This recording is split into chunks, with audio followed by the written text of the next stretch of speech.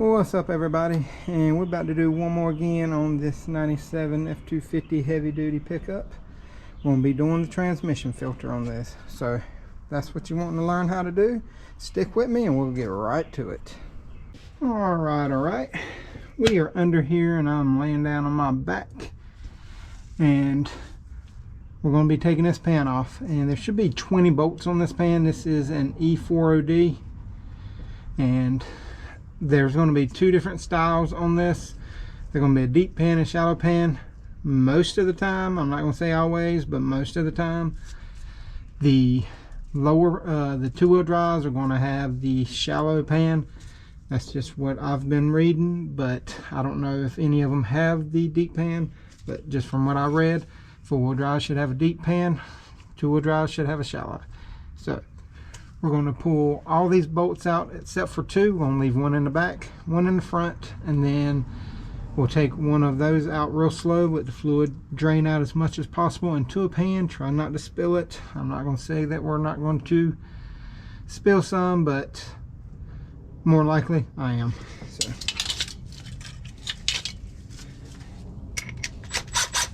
So let's get to it. So I'm going to pull all the bolts out except for the one in the middle on the back and one in the middle on the front. So most of these look like they're 10 millimeters. So I'm going to get to pulling them out. I know y'all don't want to see me pull every one of them out, so let me take them all out except for those two, and then I'll bring y'all back. Okay, so I got the back bolt out, and whenever I took that back one out, even before I took half of the bolts out, it started leaking fluid. So whenever it was up like this, I just let it down real easy until all the fluid come out. You see how it was coming out like that? So you can shake it a little bit, just try to get a little bit more out of it.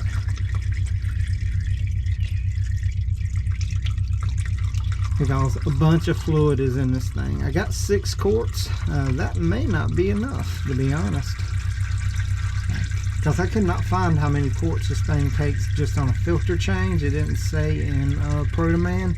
So I just got this front bolt on the very front of the transmission left, and it's still kind of tight. So I'm going to try to hold it up a little bit while I take it out.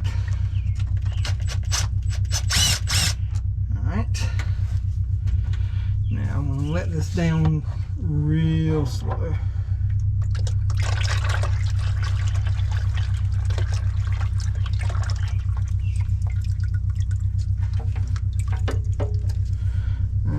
Should be good enough.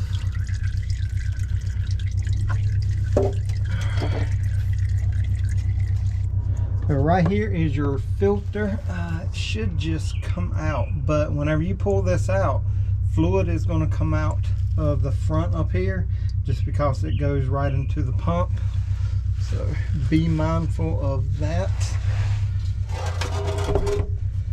So I'm going to put the pan up there just to catch any of this fluid that comes out.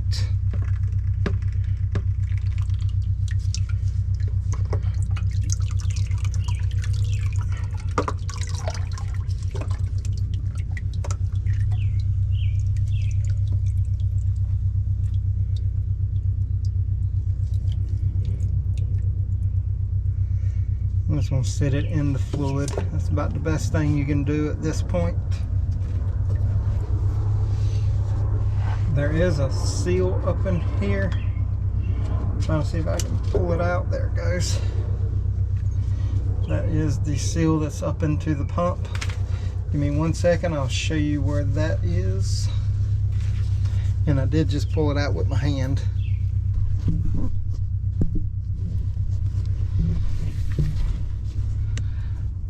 So that hole right there is where the filter goes, and it just pushes in.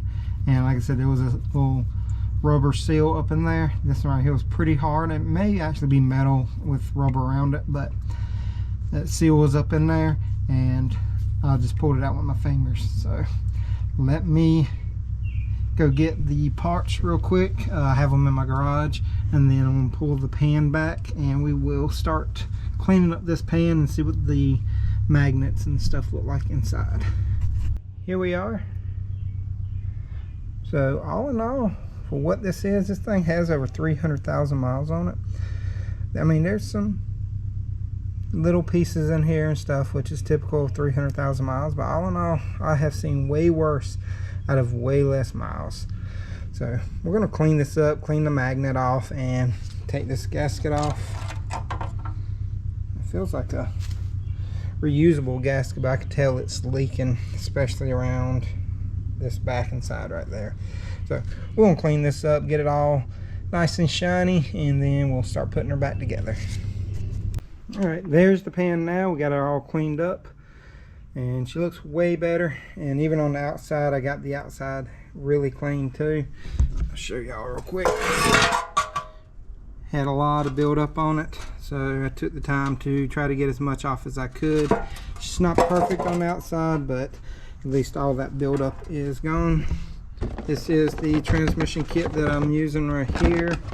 It is from O'Reilly's. They are no sponsor, but FK180, and this one is the shorter filter right here. You can tell it's the exact same thing, and it has the O-ring already on it. Now when you go to put this in, I like to turn them to the side and then push them up in there, but I like to lube up this O-ring right here a little bit too, so it slides in a little bit easier. Let's put this filter back in.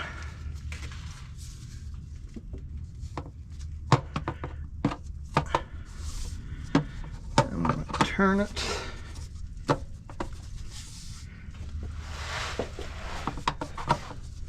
Alright, now there's like these little notch areas right up in here that let you know about where you need to set your filter at.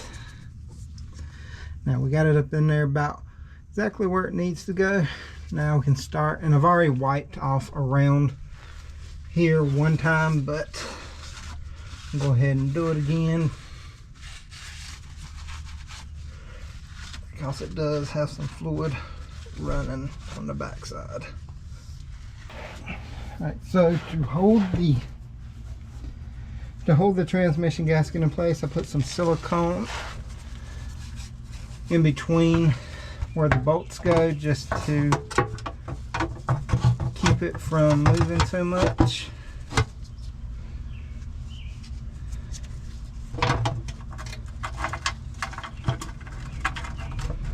Just want to get a couple of them started.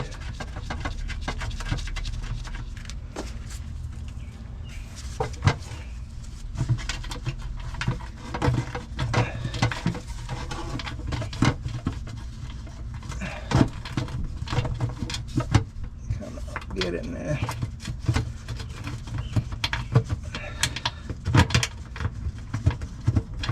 Come on, ain't you starting?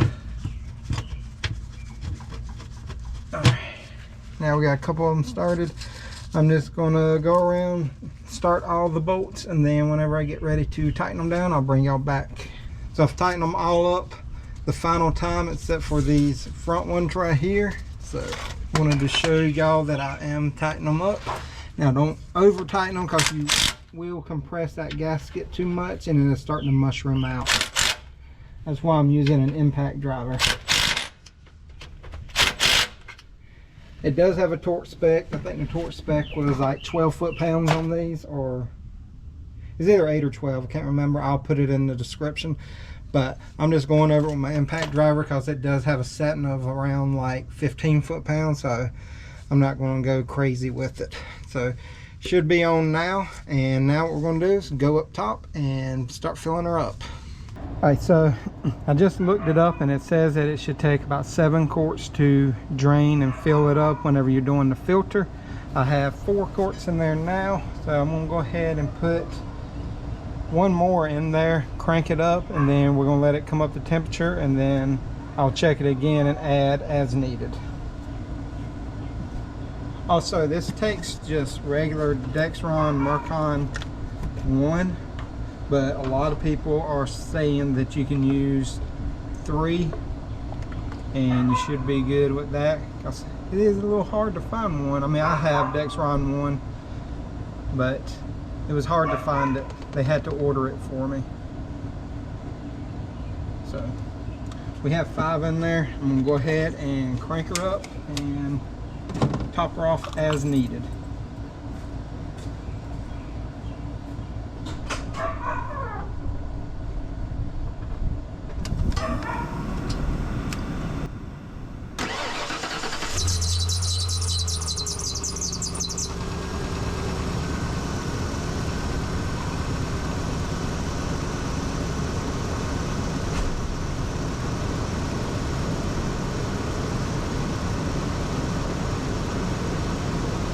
So everybody knows, this truck has 341,000 going on 342,000 miles on the original engine and transmission.